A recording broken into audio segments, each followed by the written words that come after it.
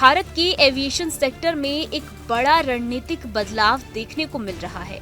सरकार इंडिगो और air India group के दबदबे वाले ड्यूपोली मॉडल को तोड़ने की दिशा में आगे बढ़ रही है। इसी कड़ी में अल हिंद एयर, फ्लाई एक्सप्रेस और शंक एयर को नागरिक उड्डयन मंत्रालय से नो ऑब्जेक्शन सर्टिफिकेट मिल चुका है।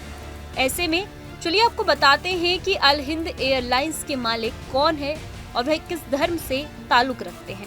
अल हिंद एयर को शुरू करने वाले मोहम्मद हारिस खत्तारेथिल केरल के कालीकट से एक बिजनेस लीडर है।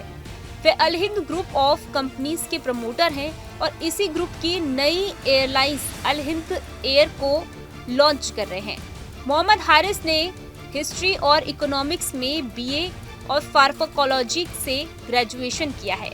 दिमाग तेज और इरादे मजबूत और हारिस को शुरू से ही कुछ अलग करने का जुनून था, कुछ ऐसा जो उनकी सोच से मिलता हो। अल हिंद एयर का हेड ऑफिस कालीकट केरल में है। इस एयरलाइंस को अल हिंद ग्रुप प्रमोट कर रहा है, जो ट्रैवल और टूरिज्म सेक्टर में लंबे समय से सक्रिय है।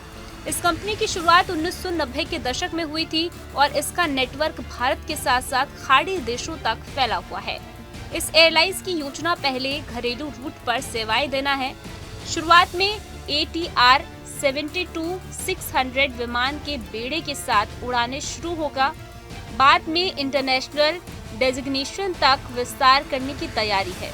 वहीं अल हिंद एयर ने अपने ऑपरेशन बेस के लिए कोची इंटरनेशनल एयरपोर्ट लिमिटेड के साथ सहयोग शुरू किया है।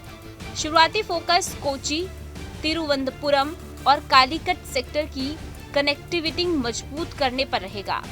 इसके बाद देश के 40 से ज्यादा एयरपोर्ट को जोड़ने की योजना है। फिलहाल घरेलू विमान बाजार में इंडिगो की हिस्सेदारी करीब 64 से 65% है, जबकि एयर इंडिया ग्रुप लगभग 27% बाजार पर कब्जा कर चुका है। यानी कि कुल मिला के 90% से ज्यादा ट्रैफिक सिर्फ 2 कंपनियों के पास है। इससे आकाशा एयर और स्पाइस जेट जैसी एयरलाइंस के लिए विस्तार की गुंजाइश सीमित हो जाती है। भारत का एविएशन सेक्टर तेजी से बढ़ रहा है। अनुमान है कि 2030 तक घरेलू यात्रियों की संख्या 300 मिलियन तक पहुंच जाएगी। ऐसे में सरकार नई खिलाड़ियों को प्रोत्साहित कर रही है।